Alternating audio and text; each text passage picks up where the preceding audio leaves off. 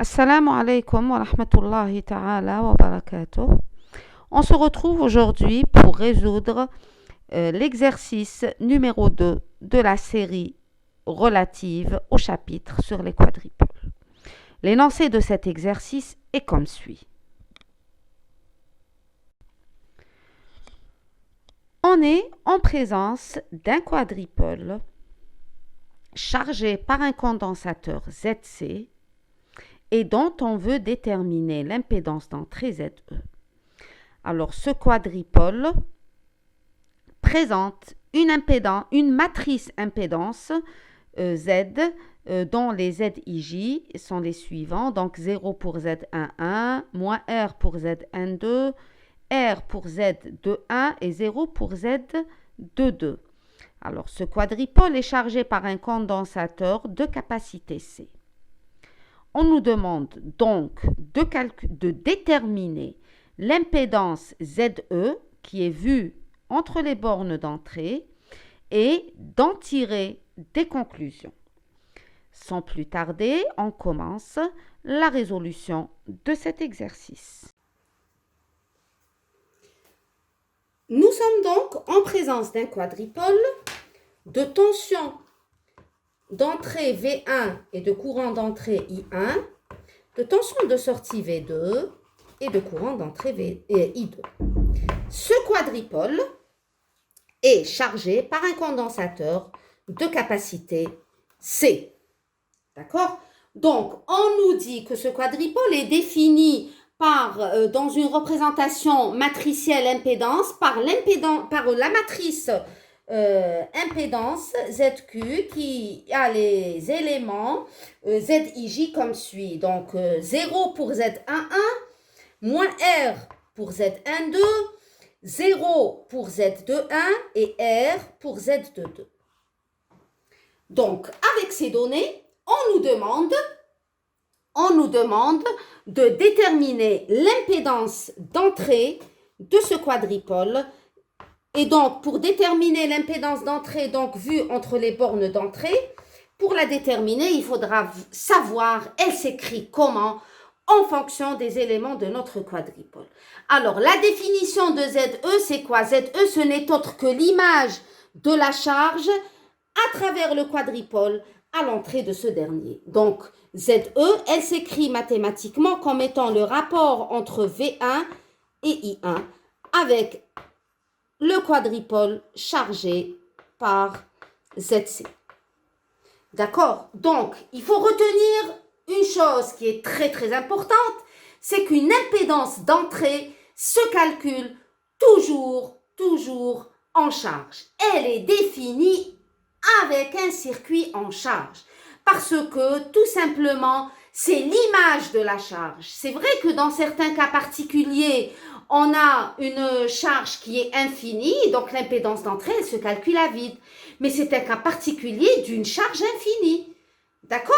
Et donc ici, qu'est-ce que je vais avoir? Donc j'ai ma matrice impédance, elle est définie par les éléments. Donc, pardon, ici, c'est un R ici, c'est un 0. Hein. Là, je me suis trompée d'écriture. Donc, c'est 0 moins R, R0, c'est pas grave. Bon, alors, une fois on a défini ce que c'est que ZE, c'est V1 sur I1, sachant que ZE, c'est l'image de la charge à travers le quadrupole en entrée.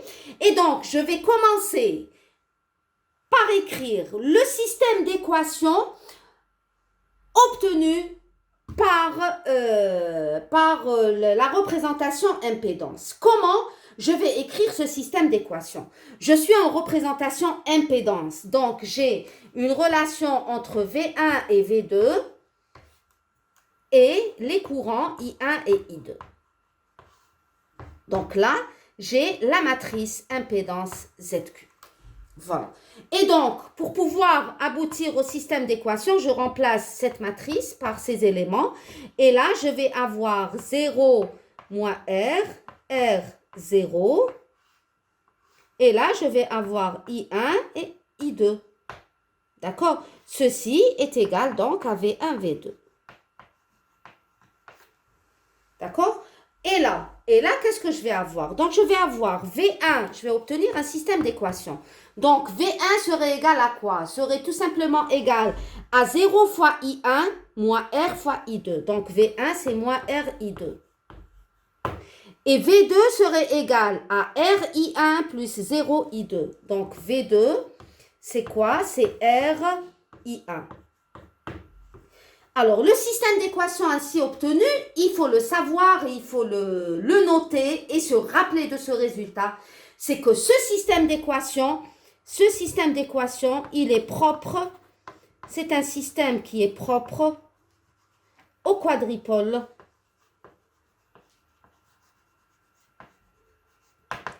Q non chargé. Il est propre au quadripôle non chargé. Donc, il faut se dire, bon, l'impédance d'entrée, elle se calcule par le rapport V1 sur I1 avec un quadripôle chargé. Et cette charge, qu'est-ce qu'elle va m'apporter? Elle va intervenir comment? Et où? Eh bien, tout simplement, la charge, elle intervient en sortie par l'apport d'une troisième relation qui va s'écrire comme suit. Donc, je vais d'abord réécrire le système auquel on a abouti. Donc, V1, c'est tout simplement moins R I2 et V2 égale à RI1. Et là, je peux effacer. Et donc, la troisième relation, elle est obtenue à partir de la charge. Alors, comment on l'écrit? Regardez, vous avez ici ZC. Hein, vous avez ZC. Et donc, c'est comme si que j'ai quelque chose comme ça. Donc, j'ai ZC, I2 et V2. Alors, I2, il est entrant. Donc, il est dans le même sens que V2.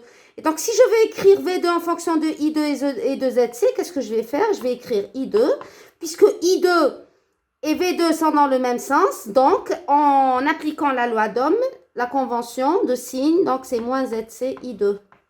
Tout simplement. Et donc, la troisième relation à laquelle on a abouti, c'est V2 égale à moins ZC I2. Et donc, à partir de ces trois relations, je vais tirer mon impédance d'entrée. Donc, cette équation, je vais l'appeler 1, 2, et celle-là, c'est la 3. D'accord? Et donc, si je mets 2 égale à 3, hein, si je mets 2 égale à 3, qu'est-ce que je vais obtenir? Je vais obtenir que RI1, c'est tout simplement moins ZC I2. Et donc, mon I2 serait égal à quoi?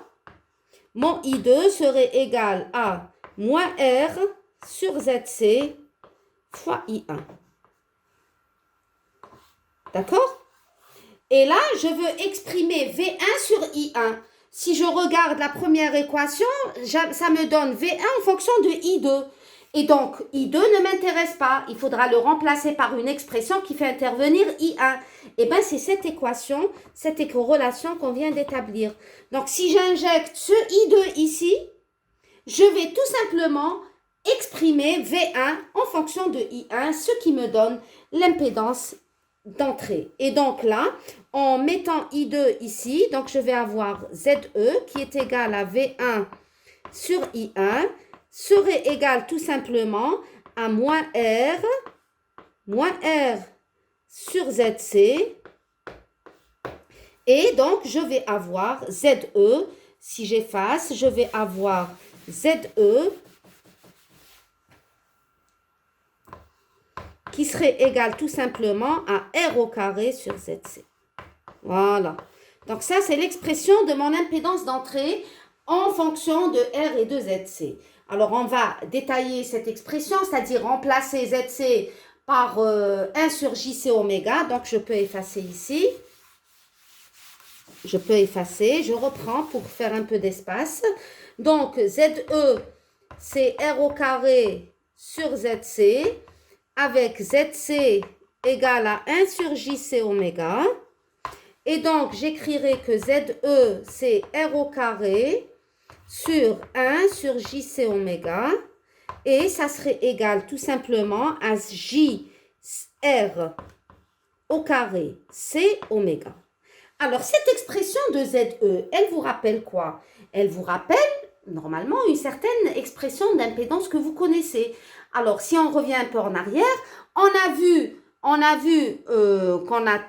a trois éléments de base. J'ai une résistance dont l'impédance c'est R, un condensateur de capacité C dont l'impédance c'est ZC qui est égal à 1 sur JC oméga. Et j'ai une bobine de self-inductance L et dont l'impédance s'écrit JL oméga.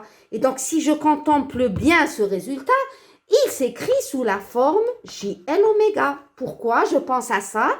Parce que j'ai un oméga ici. Si j'avais eu un oméga au dénominateur, j'aurais pensé à une écriture comme ça. D'accord? Donc, c'est JL oméga. Donc, si j'identifie, je vais avoir un L qui est égal à R au carré fois C. Voilà. Donc, j'aboutis à quelque chose comme ça. J'aboutis au fait que, donc, l'impédance d'entrée, je vais l'écrire, hein, l'impédance d'entrée, ZE, est équivalente, je l'écris pour ne pas que vous l'oubliez, est équivalente à une bobine de self-inductance L. D'accord? De self-inductance L égale à R au carré fois C. Alors, c'est légitime de votre part de me poser une question et de me dire, mais madame, pourquoi on a fait tout ça?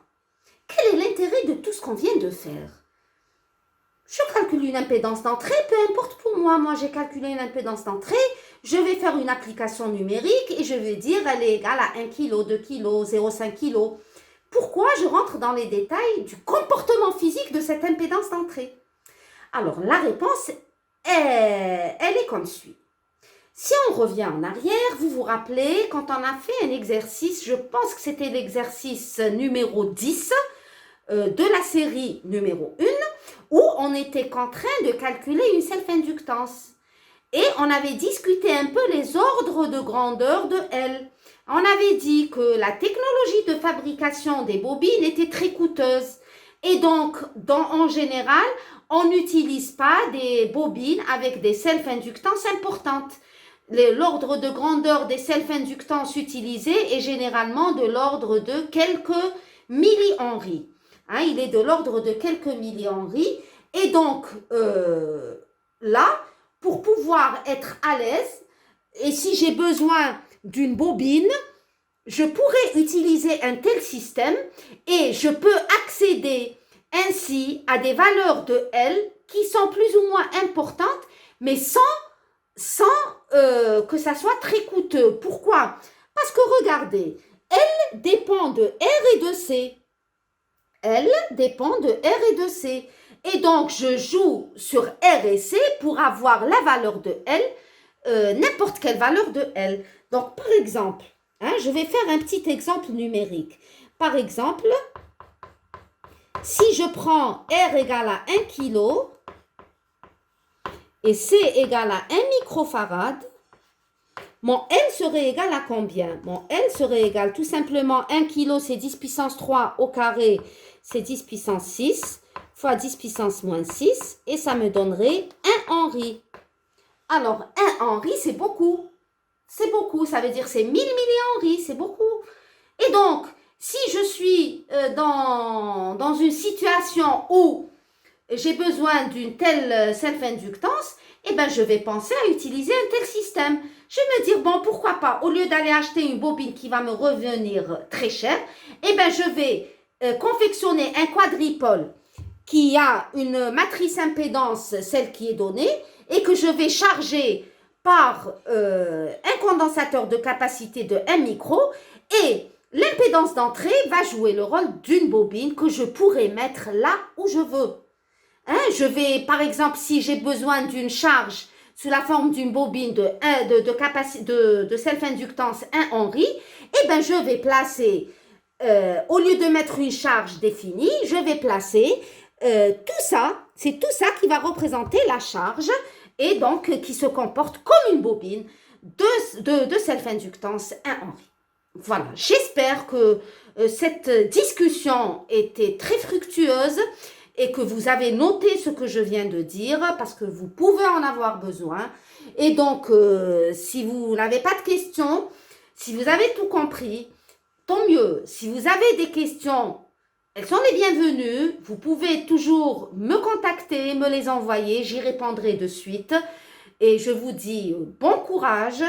On se verra, Inch'Allah, pour l'exercice suivant lors de la prochaine séance. Et d'ici là, je vous dis Assalamu alaikum wa rahmatullahi ta'ala wa barakatuh.